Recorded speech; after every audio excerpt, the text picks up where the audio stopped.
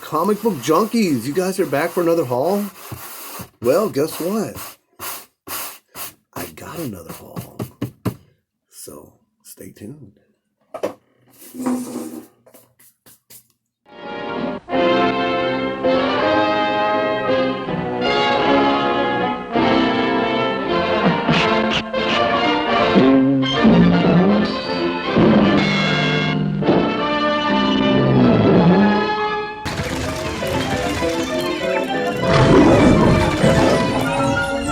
Oh my gosh, Anna's in trouble. So, you know me, I can't stop buying comics. And so I pop in the shop every now and then. Always buying on eBay. I wish I could find a way to keep myself from going to eBay. I still have more Golden Age coming in. But I stopped in the shop last night. He got another small collection in a bronze. Popped in there a few days ago. Yeah, he bought like I don't know, maybe 40, 50 long boxes, but it was mostly just 50-cent stuff from modern to a little bit of bronze. I found a few things, not much. It was a lot of pulps, but I put them back. And so what else? And I bought some modern variants off eBay, which, you know that me, I never do that. But enough yakking about my comic books. So I did pick up one of the pulps. This is a Fiction House. You know, I didn't even look up the year, but I'm sure it's 1950 something. It's really cool, Good Girl. And it seemed probably like a lot of the pulps were picked through because most of them they had some semi Good Girl, but this was probably like other stuff like this was not in there. Mostly science fiction stuff was left, and I didn't really go in to buy a whole lot. And I went through all the boxes. I picked out 4 or 5 books, and then one of them disappeared on me. And he said that he found it, and then I went back yesterday, and he said he didn't know where he put it. It was the Michael Turner Justice League number 9 with Dawn Star cover, but so he threw me a free comic book, well, a brand new comic book for free, and I said, well, I'll come back, I'll just pay and buy the other one. So I got number 10, which I already had, but I didn't have number 9. And even though number 9 doesn't go for a whole lot of money, I just was proud that I found it in a dollar box. Actually, $2. I paid $2 for this near mint copy. So I have 2 of these. And I didn't even check. Yeah, it's not a newsstand though. Just a cool Michael Turner Good Girl cover. I like it. Not a big fan of modern comics, but there are some that really will set me off. I did find this 9/8 copy of Die, first print. Got it for $2, $25 comic. And I just remember, a lot of times I want to hunt to keep my memory skills fresh and my hunting skills. So when I'm going through boxes, I want to make sure that as an old guy, hey, I recognize this book as a key. And I don't have to, I mean, I look it up afterwards, but I don't have to like go through looking as I'm going through a box, this book, that. So watching the videos and I'm like, I see something like this, I'm like, okay, I know that book is worth some money. And then grab it and get it for $2. And it makes me feel good. And once in a while, when I haven't hunted in a while, it just makes you feel good just to go through boxes and find a few things and satisfies that fix that you need, should I say. Okay, I have a retainer in, so I'm going to sound a bit funny. So got that for $2. Number 9 for $2. So hopefully I'll go back and get it. The new book that he gave me, well, I'll show here. I think I have it in here. I don't like to show new comic books because you see those in every video, the same comics over and over. So I don't like, if I see a video that says new comics, I pass it by. And hopefully if it's a comic haul, they show them at the end so that we can see the good eye candy. So I went last night. He bought a small collection of Bronze Age books. It was in a box. I went through. I probably had 90% of what was in there. It's a lot of Captain Americas, a lot of early Marvel team-ups, a lot of Justice Leagues from 1975 and earlier. So I pulled out stuff, trying to use the memory that I thought I didn't have, and then when I went through the stack, probably about a third of that I did have. So thank goodness for the CLZ app. So I'm able to knock a bunch out of this run. All the keys were gone, but these were $3 a piece. So this is number 18 from 1975. And I think that's an Ernie Chan cover. And then number 21 from December 75. And these were $3 a piece. They're mid-grade to high grade.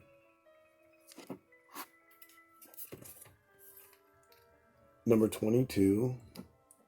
I was able to knock number 1 off my list earlier this year for a decent price and a decent grade. And she always reminds me of the daughter from the Partridge Family. I forget her name. Susan Day. She looks just like her in the comic here. Almost if they drew the character after that actress. This is a Kurt Schaffenberger cover, number 23. Now, if you go back, or if you are sub to Alex Ross's channel here on YouTube, he did a painting of all the characters connected to this character. Very cool. And he talks about how this title was resurrected, which I didn't know, but it was Jack Kirby that came to the heads of DC Comics and suggested that they resurrect the character, give him another solo title, and that he'll draw and he'll write the series. And I don't remember who was the editor at the time, but they thought that was a great idea. And so they said, yeah, they gave it the green light. The only thing was they wanted to keep the project in New York at the main offices. And by that time, Jack Kirby had moved and had his studios in California. So they decided to go ahead with the idea, but they didn't give Jack the go-ahead to do it. They put somebody else on it. And nobody knows that story. I didn't know that was Jack Kirby that inspired the resurrection of the title. So that's pretty cool. It's number 24. Ernie Chan, spring 1976. And I didn't know that. I didn't say what this one was 23. I like this cover because it's all blue. That's a Kurt Schaffenberger, Winter 76. These books didn't come out consistently at the time. They jumped around like months in between. Number 26. I'm pretty close to finishing this. I think I'm missing the big keys. The Black Adam, that 100 pager, and the first appearance of Isis. I think are the only 3 I'm missing. But I knocked number 1 off, so I'm sure that at some point in my collecting career, I'll be able to knock those ones off. Number 27, February 1977. Ernie Chan cover. And a couple more out of that little bit that I picked up yesterday. This is Marvel Team Up number 40, December 1975. This is one I didn't have. I'm actually chipping away at this too. I'm getting pretty close to completing this run on the Marvel Team Up. And then a nice Batman I didn't have from 1976, number 282. Another Ernie Chan cover. Just kind of a strange little bit of an era of Batman. After the Banner's gone now, transitioning into a couple years from the 1980s. I think at this time the Batman title was kind of lagging a little bit. The sales weren't all that great on it. And then out of that, this was really the prize for $3. A nice 100-page Justice League of America number 115 from February 1975. Always love to get these, especially in really nice condition.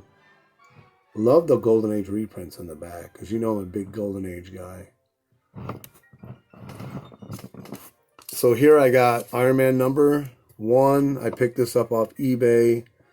I paid $270 for it, but then when I got it home and went through it, it had a tear in one page this long. So I contacted the seller and he sent me $50 back. So for this like 2.5 copy, I paid $220. So I kind of regretted it for the longest time, because I usually don't spend that much on Silver Age books, especially off eBay.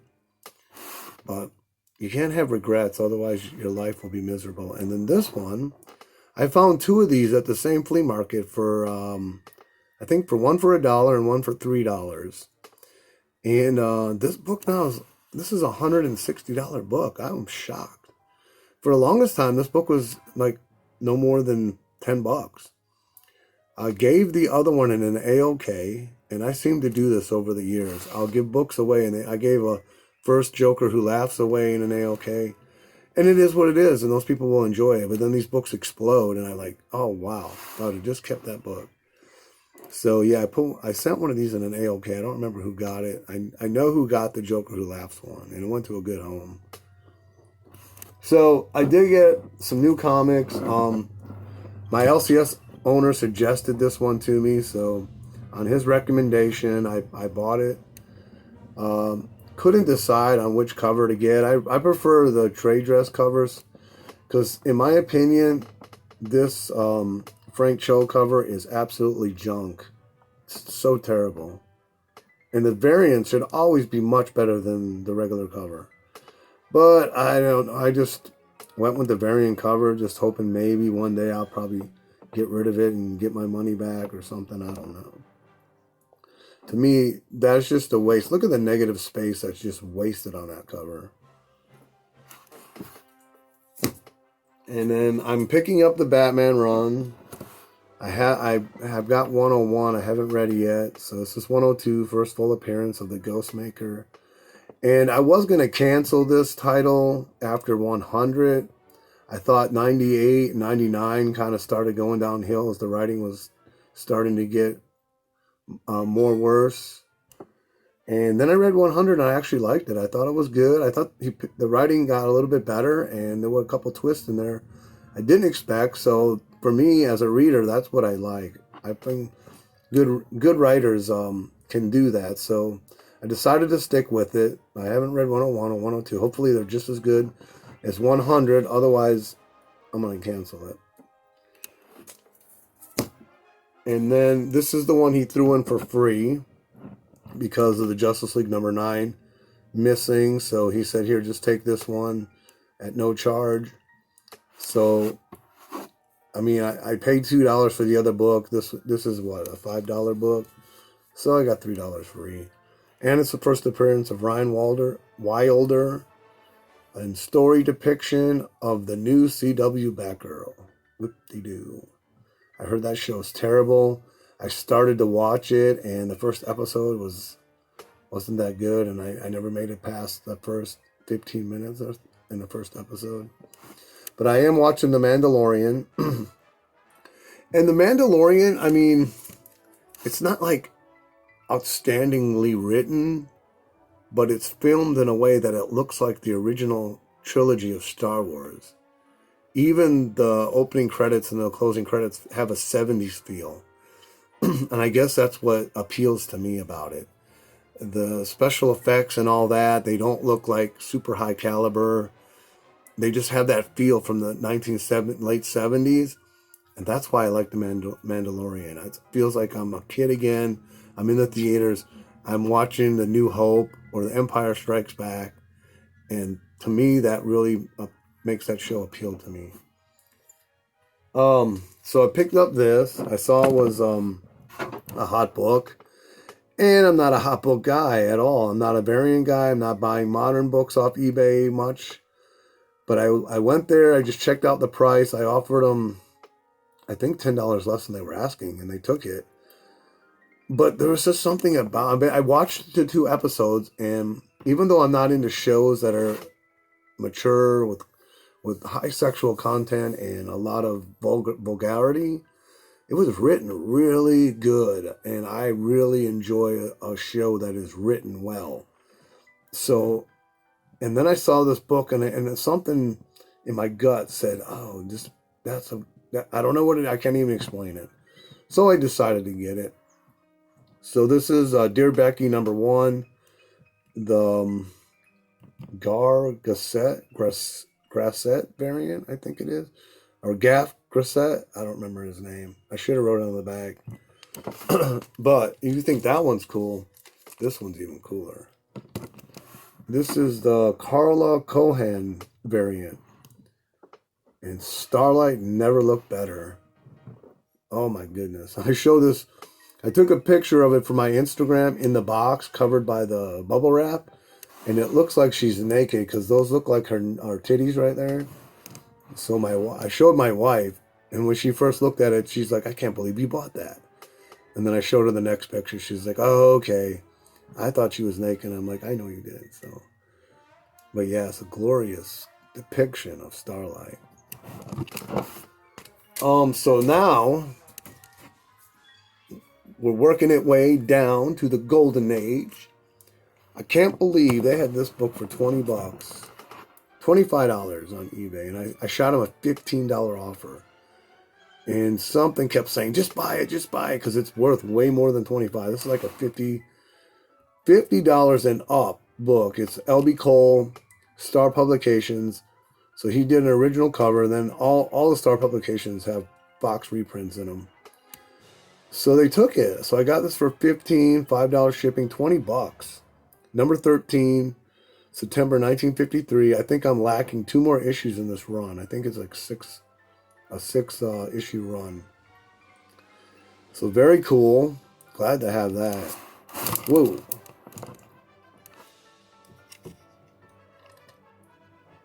And that's from 1953. Avenge the Grim Avenger. So, just thought I'd let you see this for a little bit. And I am grateful. I hear people say, Night Tiger, he's the guy who can find the Golden Age books for real cheap. So, to me, that's an honor to hear that. I'm humbled by that. So, thank you to, I think there's 2 different channels that mentioned that. This one, I think I don't know if I overpaid. I overpaid in my opinion. I did pay what it's worth. But sometimes I'm an instigator, and I'll go on auctions and I'll jack them up just for fun.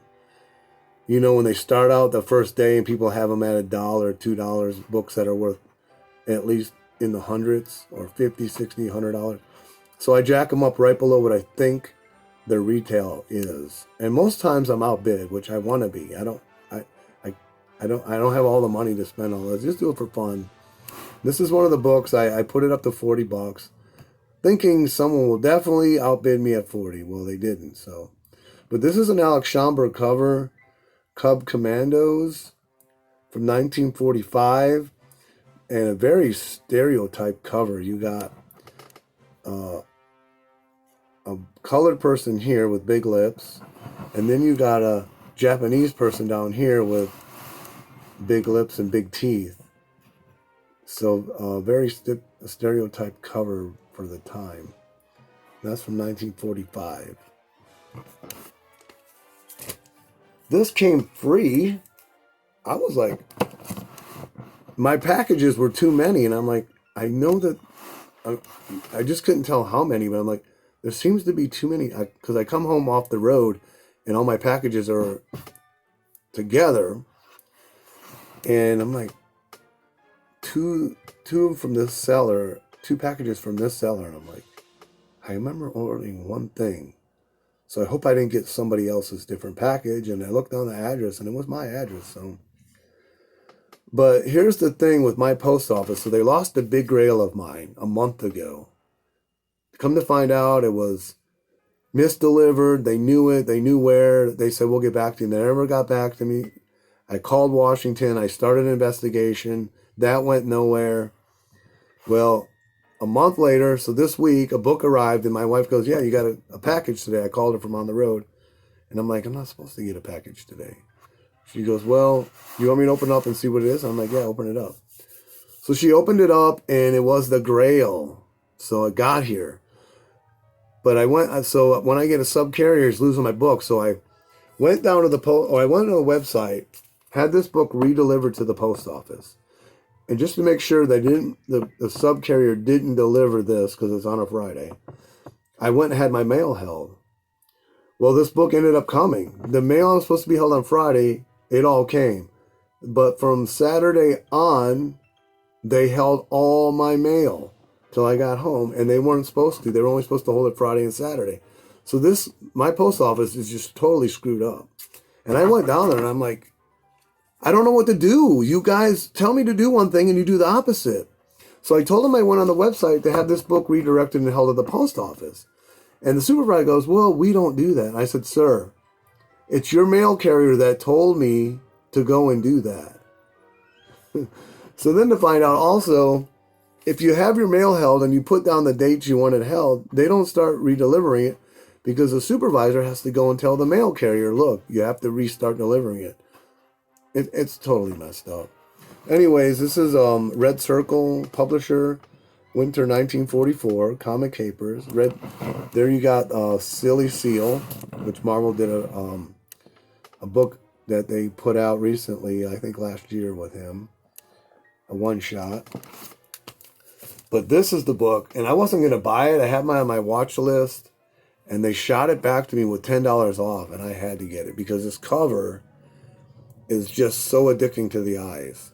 And when I saw it, I wanted it, but I had already spent all my comic book money, but I couldn't pass it up. So I think they had $60 on it, and they actually shot me an offer for $42, and I said I had to jump on that. And it has a Bonnet comic store from Ohio. I guess that's a big deal.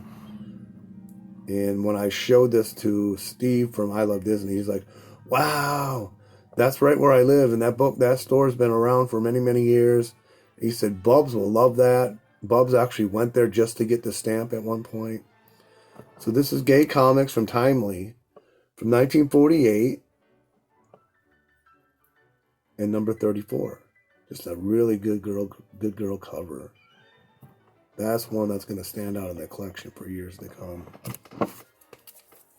So the Grail. Here's the Grail.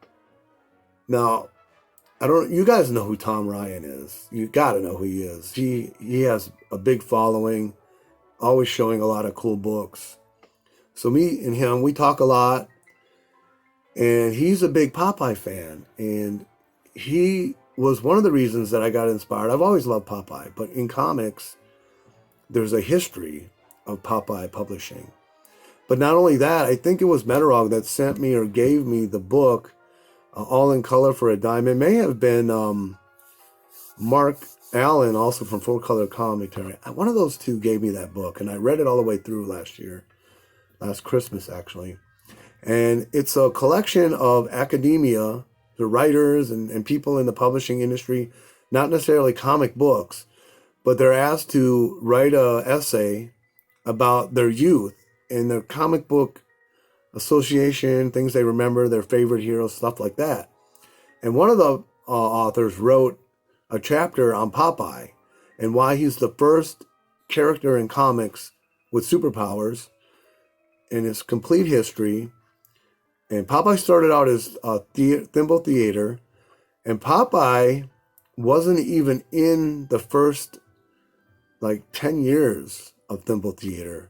I think Thimble Theater, I don't know my dates exactly. I think it's 1924, 26, something like that. Maybe Thimble Theater started, maybe earlier. But Popeye didn't come along for, I think, about 4, 5, 6 years later. And when he came along, he instantly became the most popular character. And when he first came along, they did a story arc that lasted 6 years. So that's pretty cool. So his publishing in comics, Fox or King Features did a series called King Features Books, where Popeye first appeared in comic book form like we know it, and then he appeared in King Comics. So to get early issues of this is really hard. This is number 22, and this is actually, according to the Gerber Guide, is one of the rare issues in the run. So this is the book got lost in the mail. I paid $40 for this, and it is like a $200 book. So I was really stressed out. I really put my foot down, really put my boot on the neck of the post office on this book. And finally, miraculously, it came. This is from 1938. So just to go to show you, I paid $40 for this. Excuse me. But I was on an auction this week where they had 19, 18, and 17. And all those books went for well over $100. And they're less scarce than this one. So I got a great deal on this book. And like I said, it's from 1938. Early issue of Popeye. Of course, it's all reprints, nothing original. But this is probably, that I know of, the second Grail in my mind that I went after. Doctor Strange 169 being the first, this being the second. So I've been, for the last, 2.5 years, I've been looking and watching and waiting for the right issue, the right price, and the right grade. And finally, the one that I found got lost in the mail. But that's enough about this book. You can tell how excited I am. This is me. I am like a little kid when it comes to comics. And you can ask my wife because it drives her crazy. Any comics I get and I show them and I talk about them, I feel I like shrink down to a little 8-year-old. And I am totally a little kid. And that's just who I am. I can't help it. And it drives my wife insane. I'm married to a little boy. This is another book I've been after for a while. And this came up for $100. Charlton book. These books always are expensive. I guess it's because it's the mix of genre. And I never wanted to pay the price. But this one came for $100 with a make an offer. And I offered them $60. They came back with $80. I jumped on it quick. Space Western Comics, number 45 from 1953. I don't know why, but collectors love this series that is just so expensive. So to get one for $80, I thought was quite a good deal. We have a couple more books left because we're closing in on a half hour. Got this book. Now I put this on the watch list also. This was $50. And I showed a few people, and I saw their excitement, and I'm like, I better go buy this before they do. Nice horror cover from DC. DC doesn't really ever have any really, really good horror covers. This is a Golden Age book from 1953. And once I bought it, I did some research on these early House of Mysteries and the grades and what they go for. And they usually go for more than $100 in these early issues like this. I also did the research on all the early issues to look at the covers. And out of all of them, under number 25, this is the best horror cover they have. So for $50 is a great deal. I read it too, really good. And it matches another comic that I have, Lady in the Glass. I don't know if I should grab it real quick.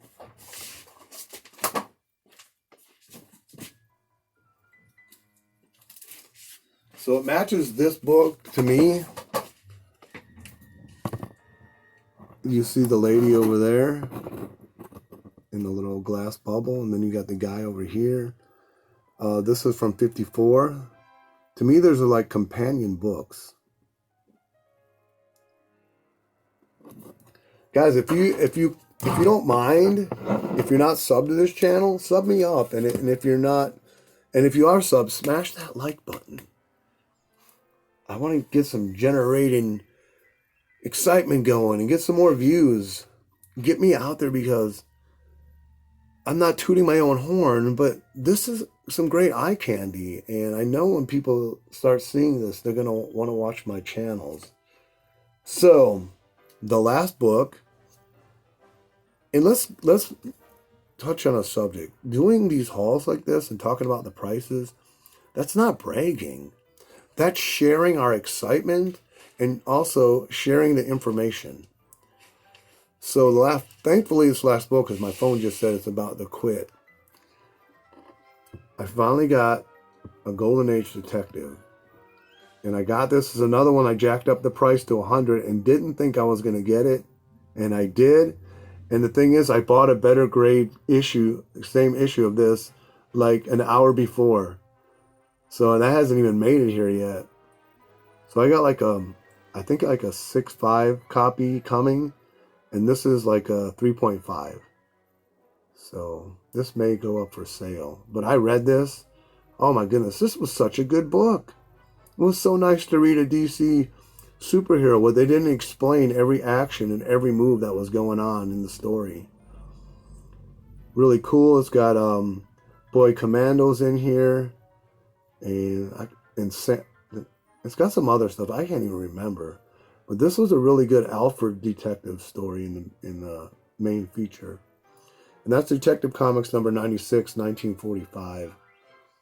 All right, well that's all that I have. Hope you enjoyed this, and I better cut it because it's just too long. Anyways, yeah, man, so I got some more Golden Age. I was waiting on the mail today to come because I'm hoping for another book. But that'll be in the next haul. I hope you enjoyed this. Leave me a comment. Tell me what you thought. It's Night Tiger saying peace out.